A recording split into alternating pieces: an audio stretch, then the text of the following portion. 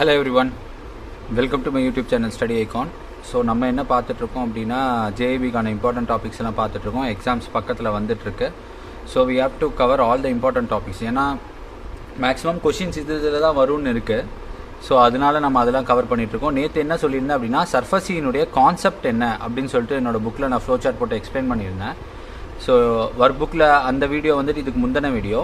So இன்றைக்கி என்ன அப்படின்னு பார்த்தீங்கன்னா புக்கில் என்னென்ன கொடுத்துருக்காங்க அப்படின்னு. ஏன்னா புக் என்றைக்குமே நம்ம வந்து கான்செப்ட் தெரிஞ்சுக்கிட்டோம்னா புக்கில் இருக்க வேர்ட்ஸ் எல்லாம் நம்ம கொஞ்சம் தெரிஞ்சுக்கிற மாதிரி இருக்கும். ஸோ ஏன்னா எக்ஸாம் பாயிண்ட் ஆஃப் வியூவில் நம்ம படிக்கிறதுனால. ஸோ ஃபர்ஸ்ட் ஆஃப் ஆல் வந்துட்டு இன்ட்ரோடக்ஷன் என்ன கொடுத்துருக்காங்க அப்படின்னா டாப்பிக்கில் சர்ஃபேசி ஆக்ட் எதுக்கு கொண்டு வந்தாங்க அப்படின்னு பார்த்தீங்கன்னா இதுக்கு முன்னாடி ஒரு ஆக்ட் இருந்தது 1993. 1993 என்ன ஆக்ட் இருந்ததுன்னு பார்த்தீங்கன்னா ரெக்கவரி ஆஃப் டெப்ட் due to bank and financial institution act அப்படின்னு ஒன்று இருந்தது. இந்த ஆக்ட் வந்து இது கொஞ்சம் இம்பார்ட்டண்டான ஆக்ட். ஏன்னா இது கேட்டிருக்காங்க எதனால் அப்படின்னா சர்ஃபஸிக்கு முன்னாடி நம்ம என்ன பண்ணிட்டு இருந்தோம், ஏன் வந்து சர்ஃபஸிக்கு வந்தது அப்படின்றத டிஃப்ரென்ஸ் தெரிஞ்சுக்கிறதுக்காக. இப்போ இந்த 1993 இந்த ஆக்டில் என்ன பிரச்சனை இருந்ததுன்னா எல்லா லோனுமே வந்து கோர்ட்டுக்கு போகணுங்க. என்பிஐ ஆயிடுச்சுன்னா கோர்ட்டுக்கு போகணும். அப்புறம் கோர்ட்டில் அவன் கட்டுறான்பா, திரும்ப கட்ட மாட்டான், திரும்ப கோர்ட்டுக்கு போவோம். இந்த மாதிரி வந்து ஆசிலேஷன் டென்னிஸ் பால் மாதிரி இருந்தது. ஸோ அவன் கோர்ட்டில் அடிக்கிறது, நம்ம கோர்ட்டில் அடிக்கிறது, அந்த மாதிரி இருந்தது. இப்போ கோர்ட்டில் வந்துட்டு போகாமல் நிறையா கேசஸ் பெண்டிங் ஆக ஆரம்பித்ததுனால கோர்ட்டில் வந்துட்டு போகாமல் எப்படி வந்துட்டு ஒரு லோன் என்பிஐ ஆனதுன்னா அந்த செக்யூரிட்டியை நம்ம வந்துட்டு விற்று அந்த கடன் அடைக்கிறது அப்படிங்கிறதுக்காக கொண்டு வந்தது தான் சர்ஃபேசி ஆக்ட். ஓகேங்களா, இதான் மெயின் கான்செப்ட்டு. சரி, இதனுடைய ப்ரீமியபிள் அப்படின்னா என்னென்னா பர்பஸ் ஆஃப் த ஸ்டாச்சு என்ன அப்படின்னா ரெகுலேஷன், அதாவது ரெகுலேட் பண்ணுது. எதை ரெகுலேட் பண்ணுதுன்னா securitisation and reconstruction of financial asset and enforcement of security interest. அதாவது என்னன்னா இப்போ நம்ம லோன் கொடுக்குறோம் அப்படின்னா நம்ம கண்டிப்பாக செக்யூரிட்டி வாங்குவோம். அந்த செக்யூரிட்டியை வந்துட்டு எப்படி நம்ம அதாவது ஒன்ஸ் என்பிஏ ஆயிடுச்சு அப்படின்னா அந்த செக்யூரிட்டியில் என்னென்னா நான் லிக்விடபிள் செக்யூரிட்டின்னு சொல்லுவாங்க. நான் லிக்விடபிள் அப்படின்னா நம்ம கைக்கு பணம் வராது, அது பாட்டுக்கு ஒரு கல் மாதிரி ஆகிடும்னு வச்சுக்கோங்களேன். நம்ம பேலன்ஸ் ஷீட்டில் பார்த்தீங்கன்னா அதை நகர்த்தவே முடியாது, அது கேரி ஃபார்வர்ட் ஆகிட்டே இருக்கும். ஸோ அதை வந்து மார்க்கெட்டபிள் செக்யூரிட்டியாக மாற்றி பணம் பண்ணுறது தான் வந்துட்டு செக்யூரிட்டி சர்ஃபேசி ஆக்டினுடைய நோக்கம். சரிங்களா, அந்த மார்க்கெட்டபிள் செக்யூரிட்டியாக மாற்றினதை நான் போன இதில் சொல்லியிருந்தேன். பிடிசின்னு சொல்லுவாங்க, பாஸ் த்ரூ சர்டிஃபிகேட்னு சொல்லுவாங்க. ஸோ அதையும் பாருங்கள். அதை பார்த்தா தான் இந்த வீடியோ கொஞ்சம் நமக்கு ஈஸியாக இருக்கும் புரிஞ்சுக்கிறதுக்கு. ஸோ நெக்ஸ்ட் என்ன சொல்லியிருக்காங்கன்னா டெஃபினிஷனில் அப்பீலேட் ட்ரிபியூனல் சொல்லியிருக்காங்க. அப்பீலேட் ட்ரிபியூனல் அப்படின்னா டெப்ட் ரெக்கவரி ட்ரிபியூனல் வந்துட்டு அந்த போவாங்க இல்லையா. அதாவது என்னென்னா ஒரு securitisation and asset reconstruction company வந்துட்டு என்ன பண்ணுவான் அப்படின்னா அந்த லோன் அமௌண்ட்டை வந்துட்டு அவன் தேவையான அளவுக்கு அவனுக்கு செல் ஆகலை அப்படின்னா இப்போ 50 லட்ச ரூபாய் லோன் வாங்கி அது லாஸ் ஆகிடுச்சுன்னு வச்சுக்கோங்க பேங்க்குக்கு. அதை வந்து இவன் 30 லட்ச ரூபாய்க்கு வாங்கிக்குவான். இந்த அசட் கம்பெனி வாங்கிட்டு என்ன பண்ணுவான் அப்படின்னா அந்த பாரோவர்கிட்ட போய் கேட்பான், இந்த பார்ப்பா நான் வந்துட்டு 50 லட்ச ரூபா நீ பேங்க்கு கட்ட வேணா, பேங்க்கு கட்ட தேவையில்லை, இனிமேட்டு அது என்னோட சொத்து என்கிட்ட கட்டு அப்படிமா. இவன் கட்ட முடியாதுன்னு சொல்கிறான். அந்த 30 லட்ச ரூபா ப்ராப்பர்ட்டி வந்துட்டு ஒரு 40 லட்ச ரூபாய் ஏலம் போகுதுன்னு வச்சுக்கோங்க. பாக்கி 10 லட்ச ரூபாய் எங்கேருந்து ரெக்கவரி பண்ணுவான், பாரோவர்கிட்ட ரெக்கவரி பண்ணுவான். ஸோ இதுக்கு இந்த கம்பெனி போகிற இடம் தான் டிஆர்டின்னு சொல்லுவாங்க. சரிங்களா, ஏன்னா ஒன்ஸ் வந்து security and asset reconstruction company போயிடுச்சுன்னா பாரோவர் வந்து டிஆர்டிக்கு போக முடியாது. பேங்க்கு கிட்ட இருக்கவரில் இருந்தால் பாரோவருக்கு அந்த பவர் இருக்குது. ஸோ டிஆர்டிலேருந்து என்ன பண்ணுவான் அப்படின்னா இவனுக்கு வந்து ஒரு ஆஃபர் கொடுப்பாங்க. அந்த ஆஃபர் இவன் அக்செப்ட் பண்ணணும். இன்கேஸ் அந்த ஆஃபர் வந்து இவன் என்ன நினைக்கிறான், எனக்கு வந்து இது கரெக்டாக படலை அப்படின்னு நினச்சான் அப்படின்னா அவன் வந்து அப்பீலேட் ட்ரிபியூனலுக்கு போகலாம். அதுதான் சொல்லியிருக்காங்க. நெக்ஸ்ட் வந்து பார்த்தீங்க அப்படின்னா அசட் ரீகன்ஸ்ட்ரக்ஷன் அப்படின்னா ஒரு என்பிஏ நான் பர்ஃபார்மிங் அசட் வந்து திரும்ப பர்ஃபார்மிங்க்கு கொண்டு வரதா வந்து ரீகன்ஸ்ட்ரக்ஷன் சொல்கிற கான்செப்ட். சரிங்களா, அதுதான் சர்ஃபேசி ஆக்டில் இருக்குது. நெக்ஸ்ட் வந்து பேங்க்னா நமக்கு தெரியும். பேங்க் நம்ம as per RBI guidelines and banking regulation act நம்ம இந்தியாவில் எதெல்லாம் ரன் ஆகுதோ அதெல்லாம் பேங்க்குன்னு சொல்லுவாங்க. அதில் வந்து பேங்க்குன்ற ஒரு நேம் இருக்கும். இதெல்லாம் நம்ம ஃபஸ்ட் யூனிட்லேயே நம்ம பார்த்துருப்போம். இதில் நிறையா பேங்க் இருக்குது. என்னென்னா நேஷ்னலைஸ் பேங்க் இருக்குது, எஸ்பிஐ இருக்குது, மல்டி ஸ்டேட் கோஆப்ரேட்டிவ் பேங்க் இருக்குது. ஸோ மல்டி ஸ்டேட் கோஆப்ரேட்டிவ் பேங்க்லேருந்து கண்டிப்பாக ஒரு கேள்வி வரும், என்ன அப்படின்னா மல்டி ஸ்டேட் கோஆப்ரேட்டிவ் பேங்க் ஆக்ட்னு தனியாக இருக்குது. அதாவது ஒரு கோஆப்ரேட்டிவ் பேங்க் ஒன்றுக்கு மேற்பட்ட ஸ்டேட்டில் வந்துட்டு ஒர்க் ஆகிட்டு இருக்கு அப்படின்னா அது மல்டி ஸ்டேட் கோஆப்ரேட்டிவ் பேங்க்கினுடைய ஆக்ட் அதுக்குள்ளே வந்துடும். சரிங்களா, ஸோ அதுதான் அது சொல்லுவாங்க. அப்புறம் போர்டுனா என்னென்னா இந்த இடத்துல செபியை சொல்கிறாங்க. ஏன் வந்து செபி பிக்சரில் வருது அப்படிங்கிறத நான் பின்னாடி சொல்கிறேன் இதே யூனிட்டில். செபி அப்படின்னா அது போர்டு. சரிங்களா, இப்போதைக்கு அதை மட்டும் ஞாபகம் வச்சுக்கோங்க. இப்போ நெக்ஸ்ட் வந்து பார்த்தீங்க அப்படின்னா பாரோவர்னா கடன் வாங்குறவன், அதாவது சொத்து கொடுத்து கடன் வாங்குறான் இல்லையா, அவன் தான் பாரோவர்னு சொல்லுவாங்க. அது யாராக வேணாலும் இருக்கலாம், ஒரு இண்டிவிஜுவலாக இருக்கலாம், இல்லை ஒரு கம்பெனியாக இருக்கலாம், யாராக வேணாலும் இருக்கலாம். சரிங்களா, சென்ட்ரல் ரெஜிஸ்ட்ரி சர்ஃபஸியை பொறுத்தவரை இது ரொம்ப இம்பார்ட்டன்ட். ஏன் அப்படின்னா என்றைக்குமே வந்து நம்ம ஒரு பேங்க்கில் செக்யூரிட்டி வாங்குறோங்க. இந்த செக்யூரிட்டியை நீங்கள் ரெஜிஸ்டர் பண்ணணும். யாருக்கிட்ட ரெஜிஸ்டர் பண்ணணும்னா இந்த சென்ட்ரல் ரெஜிஸ்ட்ரியில். இது யார் மெயின்டைன் பண்ணுறாங்க அப்படின்னு பார்த்தீங்கன்னா சென்ட்ரல் கவர்மெண்ட் மெயின்டைன் பண்ணிட்டு இருக்காங்க. இதனால ஒரு 2 அட்வான்டேஜ் இருக்குது. ஒன்று, நம்ம சர்ஃபேசி ஈஸியாக எடுத்துடலாம். இன்னொன்று என்ன அப்படின்னு பார்த்தீங்கன்னா, ஒருத்தர் வந்து லோன் அப்ளை பண்ணி ஆல்ரெடி அந்த செக்யூரிட்டியில் வாங்கிட்டாருன்னா திரும்பவும் நம்ம அந்த ப்ராப்ளம் வந்து வரக்கூடாது. ஏன்னா அந்த ரெஜிஸ்ட்ரியில் என்ட்ரியாக இருக்கிறதுனால திரும்ப நமக்கு அது தெரிஞ்சிடும், இது ஆல்ரெடி இந்த செக்யூரிட்டி வந்துட்டு வேற ஒரு பேங்க்கில் இருக்குது அப்படிங்கிறது.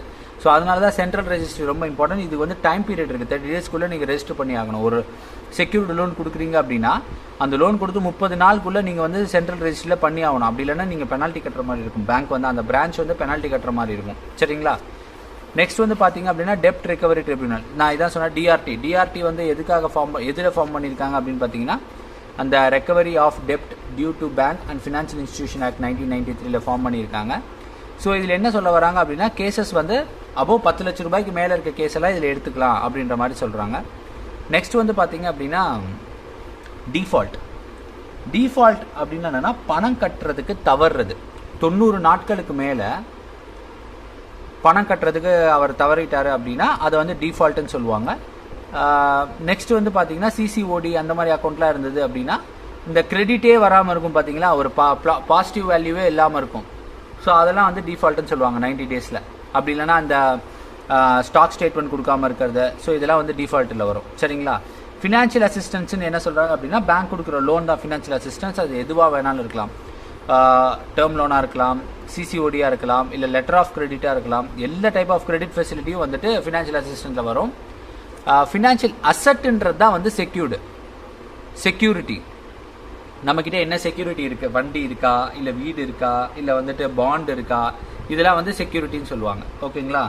நெக்ஸ்ட் வந்து பார்த்தீங்க அப்படின்னா ஃபினான்ஷியல் இன்ஸ்டியூஷன்னா நம்ம தான் பேங்க் அண்ட் ஃபினான்ஷியல் இன்ஸ்டியூஷன் சொல்லுவாங்க.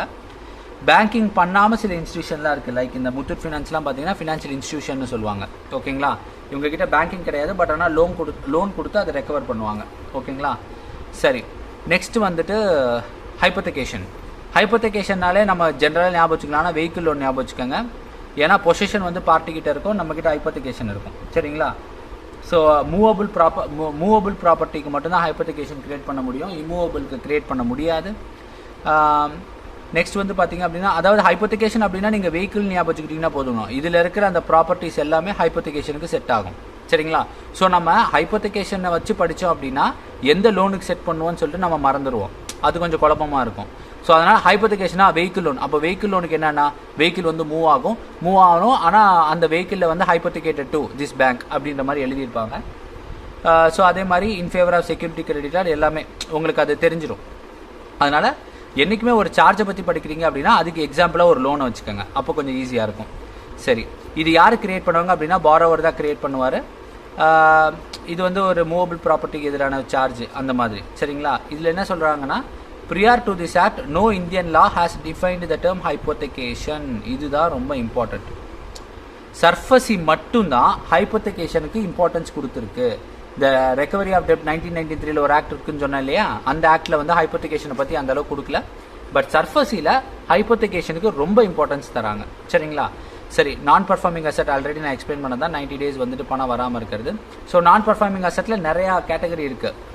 சப்ஸ்டாண்டர்ட் சொல்லுவாங்க, டவுட்ஃபுல் சொல்லுவாங்க, லாஸ் அசட்னு சொல்லுவாங்க. ஸோ ஒன்ஸ் வந்து என்பி ஆனாலே நம்ம வந்துட்டு சர்ஃபேசி ஆக்ஷன் எடுக்க ஆரம்பிச்சிடலாம். ஏன்னா அப்போ தான் நமக்கு சேஃப்டி. நம்ம லாஸ் அசட் ஆகிற வரலும் நம்ம வெயிட் பண்ணணும்னு அவசியம் இல்லை. என்பிஏக்கு தனியாக ஒரு வீடியோ போட்டிருக்கேன், அதையும் பாருங்கள். அப்போ தான் உங்களுக்கு கொஞ்சம் கிளியர் கட்டாக வரும். ஆரிஜினேட்டர்னால் யாருமே இல்லை, நம்ம பேங்க் தான் வந்து ஆரிஜினேட்டர். அதாவது the person who is giving the loan on security, அவர் தான் originator. Obligor the person who is liable to repay the loan, அதாவது பாரோவர் தான் வந்து ஆப்ளிகர் அப்படின்பாங்க. ப்ராப்பர்ட்டியில் நிறைய டைப்ஸ் இருக்குது. என்னென்ன ப்ராப்பர்ட்டினா இம்மூவபிள் ப்ராப்பர்ட்டி, மூவபிள் ப்ராப்பர்ட்டி, அதுக்கப்புறமேட்டு எனி டெப்ட் or right to receive payment of money whether secured or unsecured, இது எல்லாமே ப்ராப்பர்ட்டிஸில் கொண்டு வராங்க. ரிசீவபிள்ஸ் எல்லாமே ப்ராப்பர்ட்டிஸில் வருது. ஸோ ஜென்ரலாக பார்த்தீங்க அப்படின்னா ப்ராப்பர்ட்டிஸ் டிஃபைன் பண்ணுறதுக்குன்னு சில ஆக்ட் எல்லாம் இருக்குது. என்னென்னு பார்த்தீங்கன்னா transfer of property act, registration act, இந்த மாதிரி இருக்குது. ட்ரான்ஸ்ஃபர் ஆஃப் ப்ராப்பர்ட்டிலாம் பார்த்தீங்கன்னா மார்ட்கேஜில் வரும். ஏன்னா ட்ரான்ஸ்ஃபர் ஆஃப் ப்ராப்பர்ட்டியில் வந்துட்டு அது இருக்கிறதுனால தான் நம்ம மார்ட்கேஜ் லோனே கொடுக்க முடியும். அந்த ஆக்ட் இல்லைனா அவன் ட்ரான்ஸ்ஃபர் பண்ணுறதுக்குனே ஒரு ஆக்ட் இல்லைனா நம்ம வந்து மார்ட்கேஜ் லோன் அப்படின்றத ஒன்று கொடுக்கவே முடியாது. ஸோ அதுதான் கான்செப்டிங்க. ஸோ இந்த மாதிரி நிறைய ஆக்ட் இருக்குது. நம்ம ரொம்ப இம்பார்ட்டண்ட்டாக பார்க்க வேண்டிய transfer of property and registration act, இது ரெண்டும் இம்பார்ட்டண்ட்டாக பார்க்கணும். ஸோ ஏன் முன்னாடி வந்து நான் செபின்னு ஒன்று சொன்னேன் இல்லையா, போர்டுன்ற, அது எதுக்காக வருது அப்படின்னு பார்த்தீங்கன்னா குவாலிஃபைடு இன்ஸ்டிடியூஷனல் பையர்ஸ். யார் இந்த குவாலிஃபைடு இன்ஸ்டிடியூஷனல் பையர்ஸ்னா, நான் சொன்னேன் இல்லைங்களா, அந்த செக்யூரிட்டி அண்ட் ரீகன்ஸ்ட்ரக்ஷன் கம்பெனிக்கு இவன் தான் வந்து ஃபண்ட் பண்ணுவான். ஸோ இவன் எப்படி ஃபண்ட் பண்ணுவான் அப்படின்னா, இந்த செக்யூரிட்டி அண்ட் ரீகன்ஸ்ட்ரக்ஷன் கம்பெனி ஒரு ஸ்கீம் கிரியேட் பண்ணுவான்.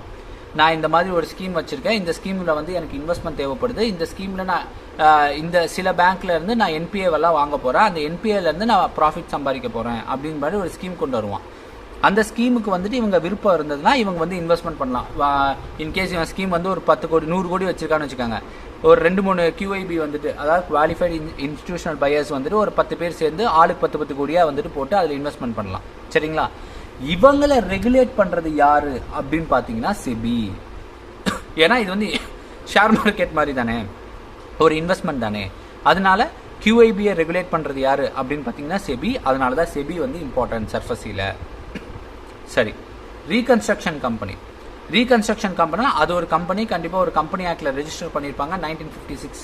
அதாவது கம்பெனி ஆக்ட் வந்து 1956ன்னு சொல்லுவாங்க. ஸோ அதில் வந்து ரெஜிஸ்டர் ஆகிருக்கக்கூடிய ஒரு கம்பெனி தான் வந்து ரீகன்ஸ்ட்ரக்ஷன் கம்பெனி. ஸ்கீம்னா என்னன்றது நான் இங்கேயே சொன்னேன். ஒரு ஸ்கீம், அதாவது அவன் ஃபார்முலேட் பண்ணுவான்.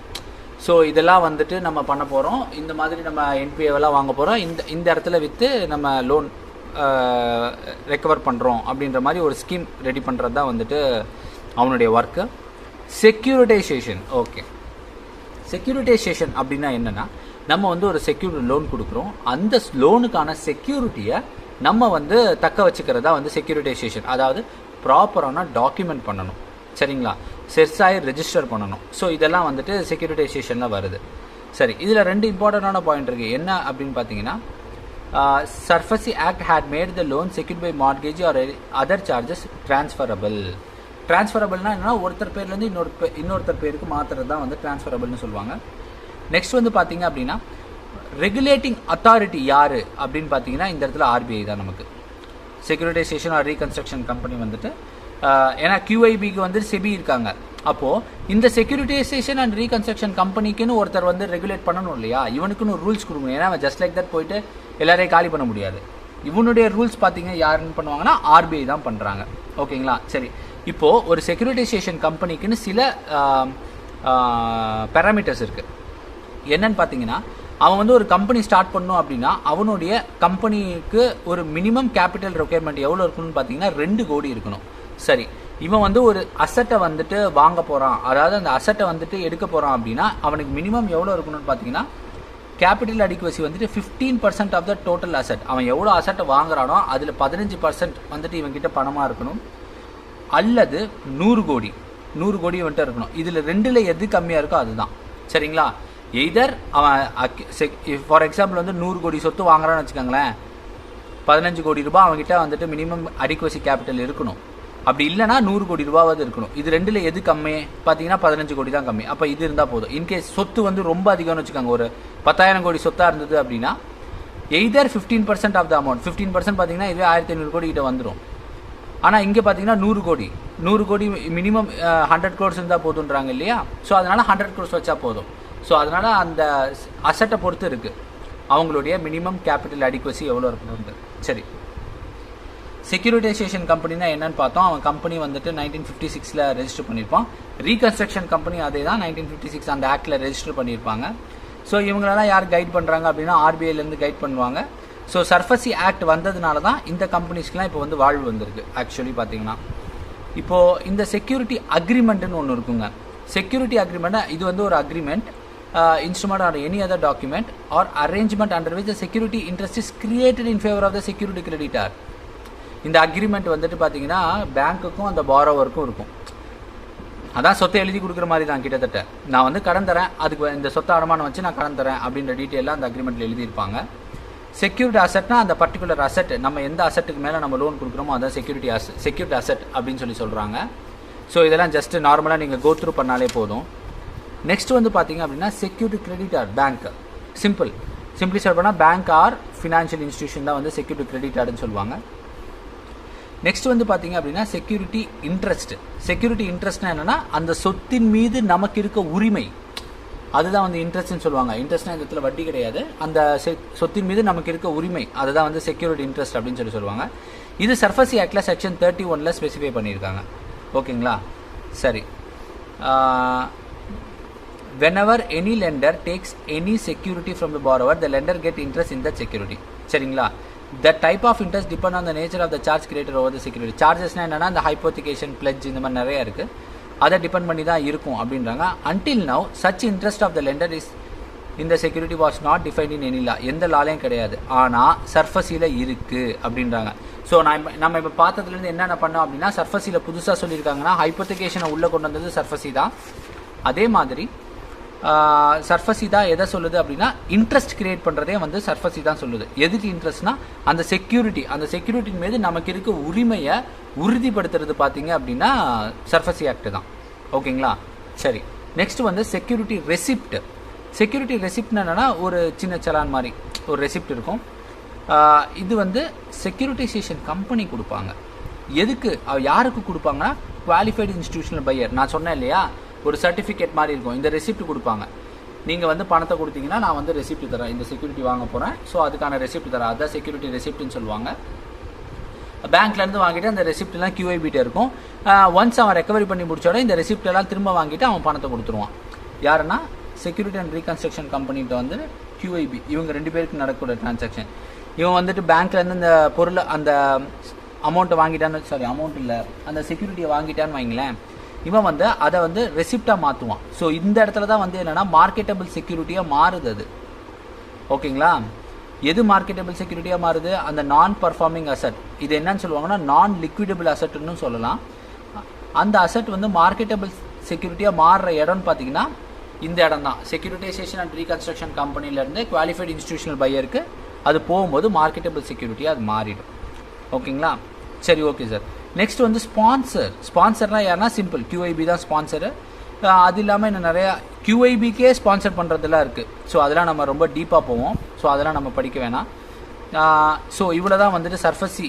நான் நேற்று சொன்ன ஃப்ளோ சார்ட்டினுடைய புக்கு எக்ஸ்ப்ளனேஷன் பார்த்தீங்க அப்படின்னா இவ்வளோ தான்.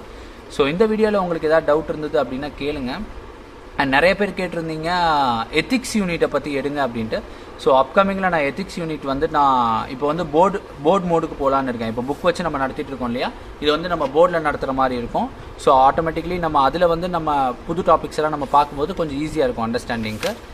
ஸோ ஓகே ஃப்ரெண்ட்ஸ், இந்த வீடியோ உங்களுக்கு பிடிச்சிருந்தது அப்படின்னா லைக் பண்ணுங்கள், ஷேர் பண்ணுங்கள் அண்ட் கமெண்ட் பண்ணுங்கள். அண்ட் முக்கியமாக உங்கள் ஃப்ரெண்ட்ஸினுடைய வாட்ஸ்அப் குரூப் எல்லாருக்கும் ஷேர் பண்ணுங்கள். ஸோ தட் எக்ஸாம் வர எல்லாருமே படிக்கலாம் இல்லைங்களா, அதனால தான் சொல்கிறேன். Okay friends, bye bye, take care, all the best.